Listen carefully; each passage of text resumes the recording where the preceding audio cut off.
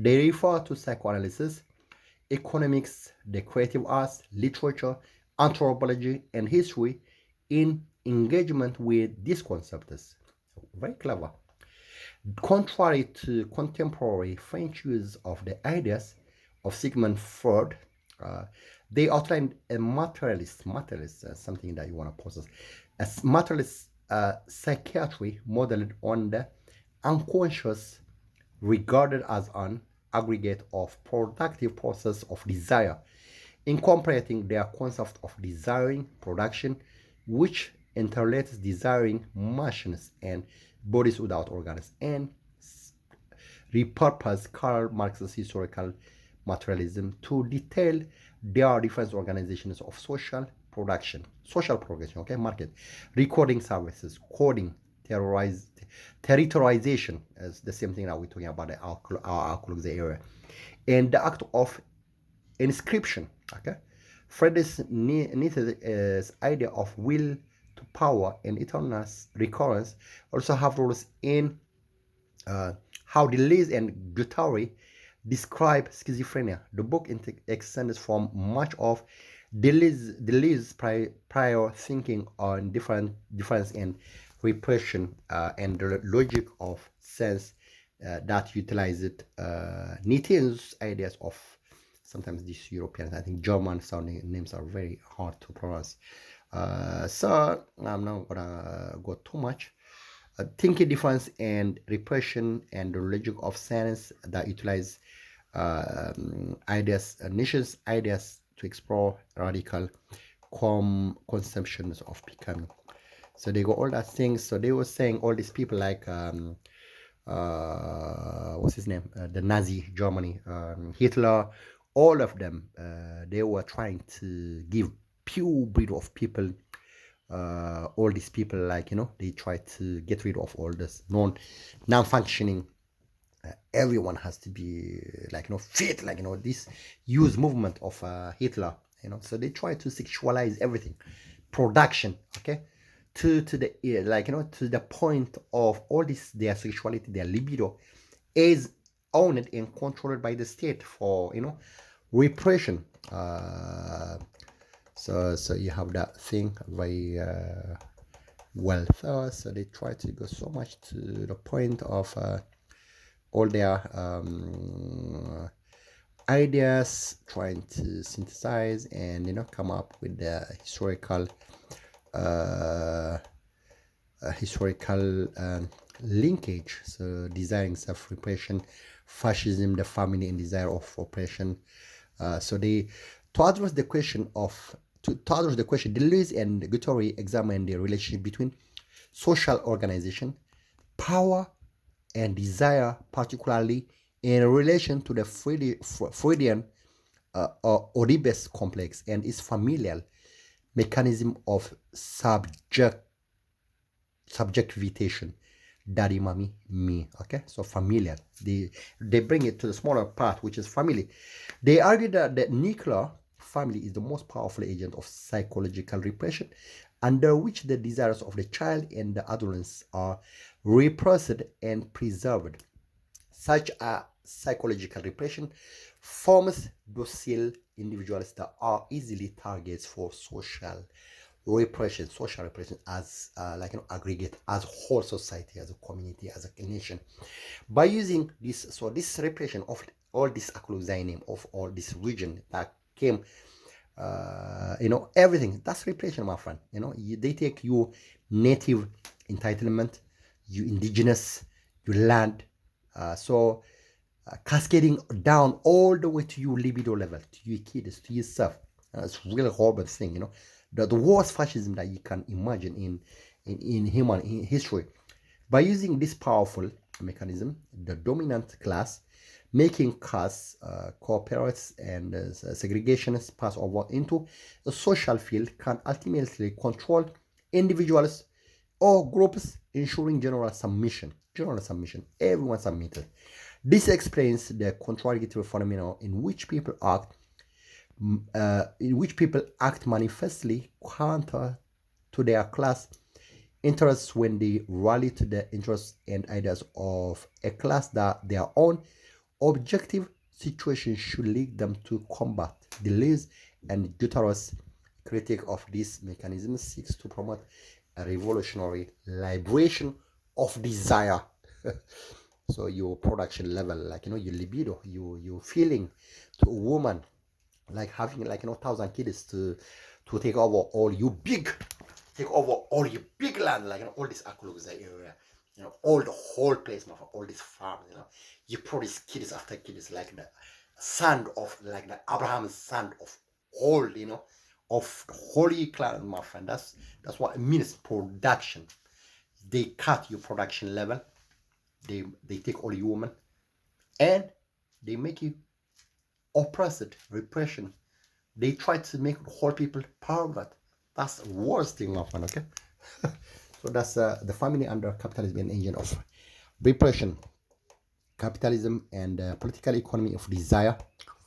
So they talk about all the people like Hitler and all the people. Very interesting. In France. So they talk about Hitler. So let's just about Hitler and Mussolini. Obviously, I think the Eritrean government just implements the same fascism idea of Mussolini. Okay, so let's just go back reception for the philosopher Michael Foucault wrote that Anti-Oedipus can best be read as an art in the sense that it is conveyed by the term erotic art. Foucault considered the book three adversaries are the bureaucrats of the revolution, the poor technicians of desire, psychoanalysts and semiologists, and the major enemy, fascism. Okay, Foucault used the term fascism to refer not only historical fascism, the fascism of Hitler and Mussolini, but also the fascism in us all, in our inherent, in our heads and in our everyday behavior. The fascism that causes us to love power, to desire the very thing that dominates and exploits us. Wow. Foucault added that Anti-Oedipus is a book of ethics. Good. The first book of ethics to be written in France is in quite a long time, and suggested that this experience is popular success. So anyway, so they talk about that stuff. Well, the way Hitler and Duce Mussolini tried to sexualize everything. Anyway, so because you're gonna have your own reading. So this is Oedipus, this Greek mythology, So let's just give you this snippet. Oedipus, Swollen Foot, was a mythical Greek king of Thebes, a tragic hero. In Greek mythology, Oedipus fulfilled a prophecy that he would end up killing his father and marrying his mother, thereby brings disaster to his city and the family. The story of Oedipus is the subject of all that blah blah blah blah. Anyway, I just want to give you the what it is. Okay, what else should I have? So the eagle that is seen on the illustration. That's why I think eagle, why they chose it, because eagle is very famous. You have this horus in the Greek mythology. In fact, the flag of America, and the flag of Egypt, and I mean the embassies and everything in America is represented as a symbol of eagle. Okay, so they got Horus in Egypt here. The Egyptian Horus is very important. So this eagle symbolizing in the hierarchy of capitalism is very important because it's got a long history. So this promoters, because I want to, this is very important. Okay, so this promoters, shall we say promoter? So this is a man, god of ancient Greek. So this is a man who stole the fire. The fire, it could be maybe whatever you want. Fire of literature, fire of freedom. People have got their own interpretation because I read so many long years ago, but I just forgot the person. Maybe fire of use. So he stole that fire from Zeus. Zeus was the god of all the titans, of all the Greek gods. Okay, so So Zeus was so mad, angry at him. He tied him to the rock, and eagle was eating his from his belly, like every day as a punishment. I think yeah, he was saved later, but I think the way I can interpret and the storyline is like you got this really overbearing, really autocratic leaders. Maybe it could be school principal or so whoever it is, and they were really like a very control freak. They block information, they block writing system, they block journals, they block radio communication, they censor everything. So they want all the women of the world to love them, my friend. Okay, they control the fire of the world, the fire of desire, fire of maybe like maybe fancy of women to you, or maybe if you go to the men, they control. So this guy Prometheus took the fire out of Zeus, and Zeus was so mad. So you got all this to get away. I just wanna let's just take a fun out of it, and because I think what it says in Greek mythology, Prometheus, possibly meaning forethought. Yeah, very, very nice word. Meaning forethought is one of the titans and a god of fire. Prometheus is best known for defying the Olympian goddess by taking fire from them and giving to humanity in the form of technology, knowledge, more generally civilization. So what we have is, my friend, you got all this really Arab enslavement, all East Africa. We love art, my friend. We like music. We love women, and women. We are free people, my friend. So you got all this let's call them one of the titans of Arab suppression of all these Eritreans and Ethiopians, So you could be really young, college graduate, maybe university graduate, and you snatch that fire and you do your literature, my friend. You keep writing and writing. If you are a musical artist, you just keep writing and singing, and you take the fire away from the Arab slave holders. Yeah, you give it to the people. So this is one of examples that we can say. Prometheus, let's just call him because it's very Greekish, very, very hard to pronounce name. Let's call it promoter. You promote your art, my friend. You take that fire. You become that big eagle, big flying over the skies of Eritrea and Ethiopia, you show all the beauty, everything. So this old Zeus, he hasn't got no power to control it. So that's stealing fire of English, fire of youth, my friend. Okay, I think that's how I interpret it. Obviously what they have is this was in Russia. I think they were saying Zeus put him in a mountain as a prisoner in Elbrus, Mount Elbrus in Russia. So you got Putin there, so Putin, let's just take Putin, very short man, be prison guard of this promoter, Prometheus. So he is imprisoned in that cold, French mountain called Mount Elbrus. I think that's how I take it. All these people are autocratic people. They try to control everything, the whole economy of the world, all the women, your idea of thought, your books, maybe your jobs, everything. They really megalomaniac people trying to be good like Zeus. I think that's how I take it, because that's how I do interpret, my friend. And so the other one is Mount Kazbek in Georgia. So you got that thing. It's between they call it Barbaria. This is a borderline between barbarism, barbarians. Barbarians in the Russian. What's the mountain? Place of place of titans. Place of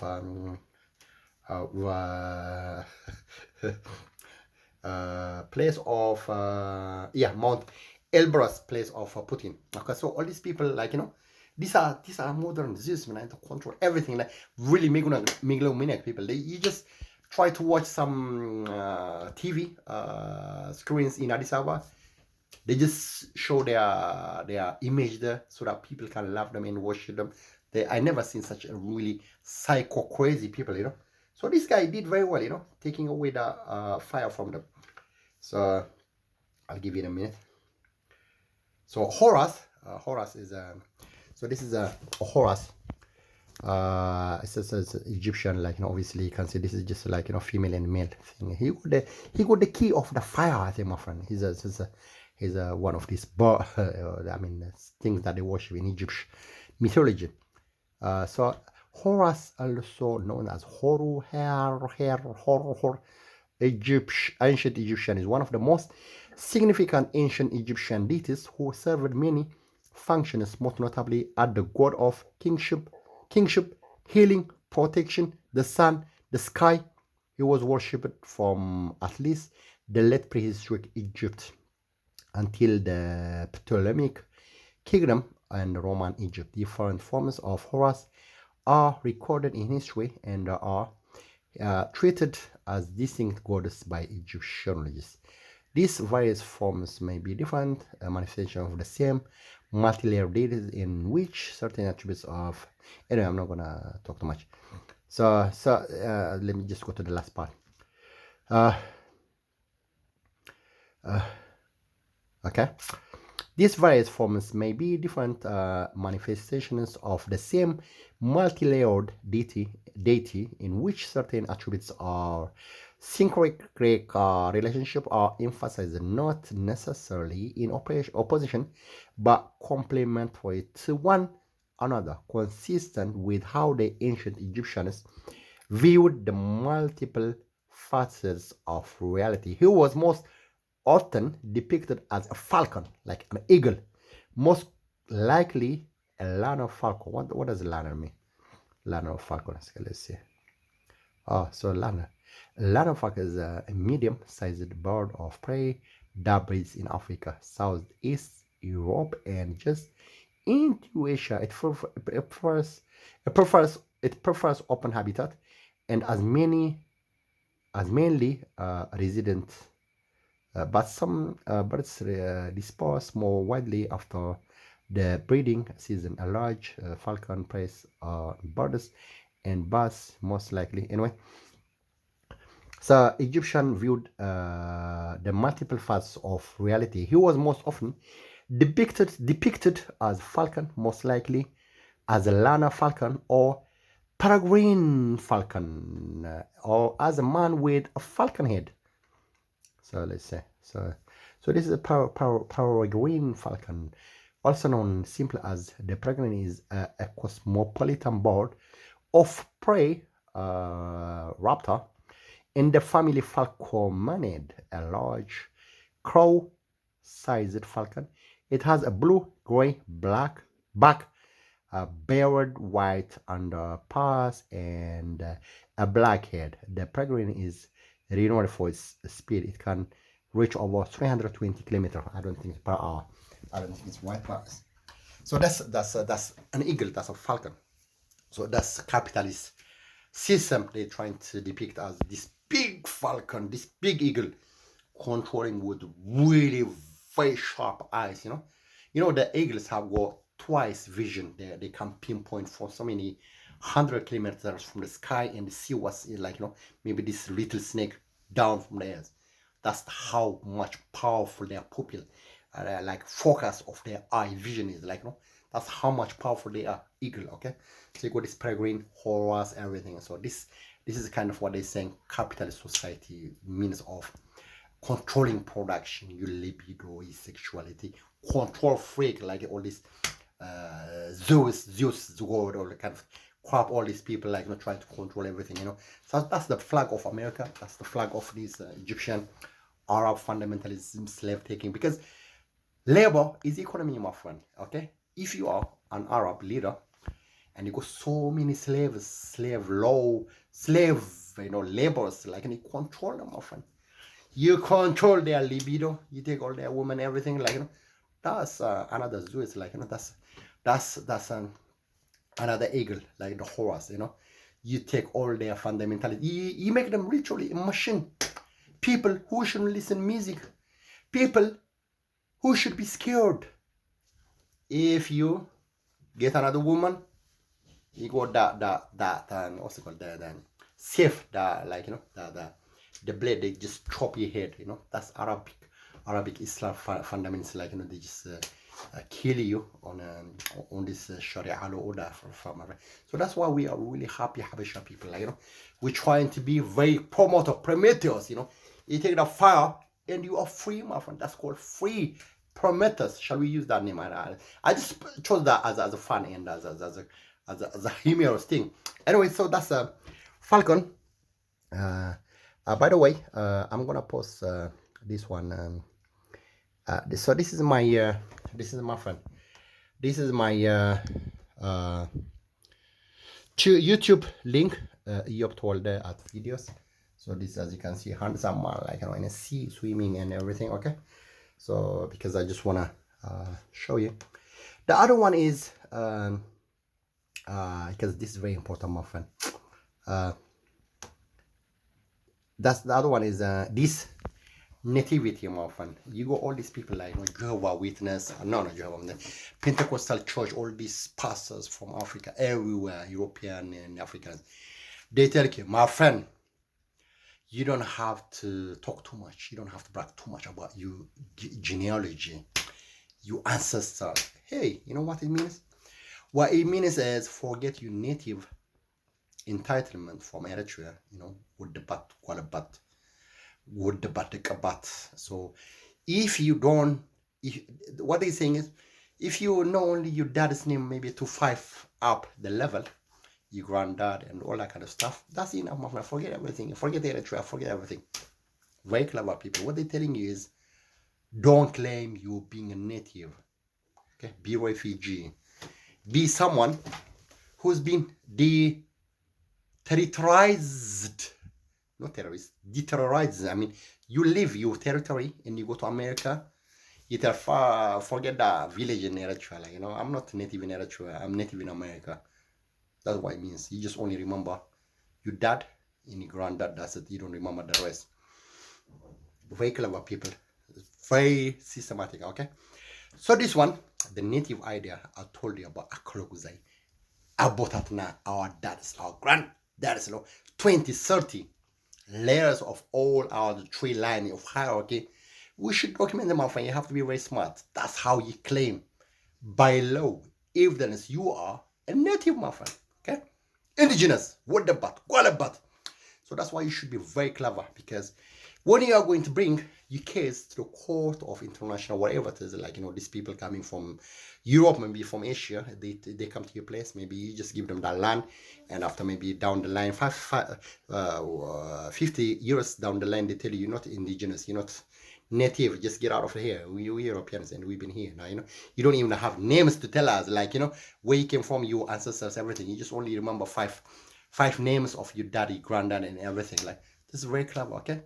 So that's nativity, my friend. You just use your brain. The habit of recording, okay?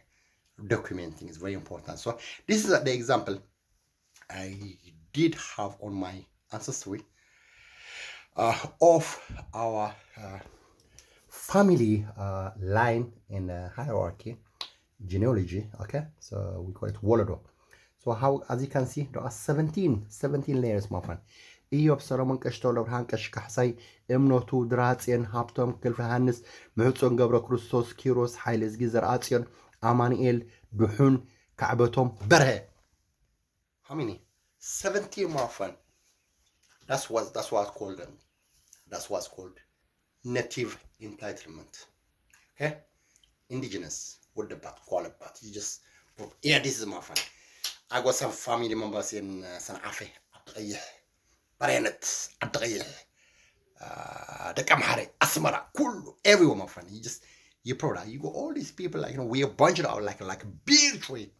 So this is how you document, my friend. All these Pentecostal telling you, hey, my friend, you're not civilized person. You are the village, my friend. You just talk only about your family. You only have to remember only 5. The rest is enough, my friend, okay?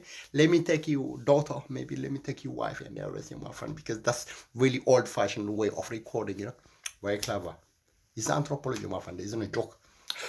So that's native native entitlement claim. Okay, so this is my YouTube because I want to show you as an example so that other people can learn what it's all about. So to recap, so this is Joseph Boswell, an anthropologist, telling us all the we came from Baraya people, from this Australians, and there's all this Australians people are people who went from Asia, very short pygmy people, and they went to Australia, and this is their clan name, okay, so they called Bariawa. Yeah, so this is the one. So they called Maba Param people. Okay, they called them Baria. Okay, so they called Barenian hypothesis. So we know that, my friend. We are Africans. We're actual, my friend. Okay, we got names, we got language, we got looks, we got all the records of our ancestors. We record to show we are Kuluguza, we are Atlas, we are Berhenat. We go all the way to Komajorat, Masawa, and do this everything, my friend. That's how I learn, my friend. I know in my language. I know each and every location, my friend. Okay. Okay. So it's called record keeping, my friend. You record, you disseminate all the information to all you people. So that's record keeping. This is nativity, my friend. Nativity, native claim, indigenous. What about? What about? Okay. So because I want to recap and so that you don't have to give the power to somebody else. So these are the Mabaratan people. They call it Barian hypothesis. So this is the guy. Okay. Joseph Burwell, very clever person, trying to a really bad name to these people so that they don't claim. So this is the pyramid of capitalism. It could be communism, but the socialism, and this is all about control and all this hierarchy, and they try to take away from your place and they give it to somebody else. Okay, so this is the French guy, Mr. Tsagay Medin has already put under Lorraine. Okay, because I want to recap, I'll just show you. So this is the book. Time in so what's proletariat mean, so this is the guy, the psychiatrist Felix Guattari. So you got Gilles Deleuze, and because I want to recap and summarize because it's a long video clip, and I just want to give you, so this is 1,000 Platos that I bought the book. So this is libido, my friend. You means of production, my friend. You just keep pumping and shooting like a missile, and you create a long, beautiful babies. Okay, so this is your libido. If you woman, the same thing. Your sexuality. That's the means of your production. That's producement. Okay, so this is the disease, which is schizophrenic disease. The Freudian, the Freud. The German, I think, is he Swiss or something, but he's Jewish man, he's psychologist, the father of psychoanalysts. So they got this anti-Odysseus, because I want to recap, and I just would like to show you what's all about, all this familiar value, the nucleus part of the whole society, as that goes all the way to big little village, from little village to city, town, and branch out whole level of capitalist big organization. Okay, and so this is the Oedipus kind of thing, the guy, the disease of the thought. So this is eagle as a big empire controlling the other people, way of managing society. So this is Prometheus, I told you already about. Okay, so Titans. These are people in our phrase we'll tell them people who fallen angels. Okay, we can say that analogy. Allegory. So in Greek mythology, the Titans, Titan, were the pre-Olympian gods. According to the theogony of Hesiod, they were the 12 children of the primordial parents, Uterus Sky, the Gaia Earth, with 6 male Titans, Oceanus, Chaos, Sirius, Hyperion, Laparius, and Cronus, and 6 female Titans called the Titanades, I think the female version. Theria, Rhea, Themis, Minesime, Pebe, and Thera. After Cronus mated with his elder sister, Rhea, she bore the first generation of Olympians. The 6 siblings, Zeus, Hades, Poseidon, Hestia,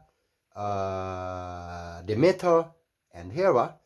Certain descendants of the Titans, such as Prometheus, Atlas, Helios, and Leto, are sometimes also called Titans. Okay, the Titans were the former goddess, the generation of goddess preceding the Olympians. They were overthrown as part of the Greek succession myth, which tells how Kronos seized power from his father Uranus and ruled the cosmos with his fellow Titans before being in turn defeated and replaced as ruling pantheon of goddess by Zeus and the Olympian in a 10-year war called the Titanomachi, ancient Greek. Okay, in Battle of the Titans. As a result of the war, the vanquished Titans were banished from the upper world and held imprisoned under the guard in Titanias. Some Titans were apparently allowed to remain free. So as you can see, all this really kind of hedonism, really rubbish stuff. Okay, so this is the fall of the Titans. Okay, because I just want to show you what it is all about. So this is yeah. So this is everything, mutation, everything. So this is fall of the Titans, oil on canvas with Jacob Jordaens. Okay, interesting, isn't it? So all this so this is the torture of Prometheus, painting by Salvation Rose. So this man, what's it? Yeah. Let's go back to him.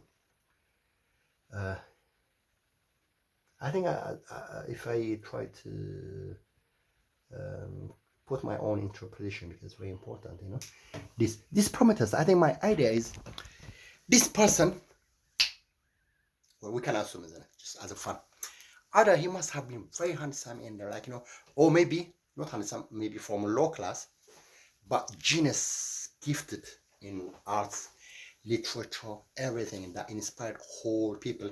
So he took all the clever things from this control freak old man, Zeus, and he gave it to whole humanity. Okay, so he took the fire away from him. Okay, so fire, let's just talk.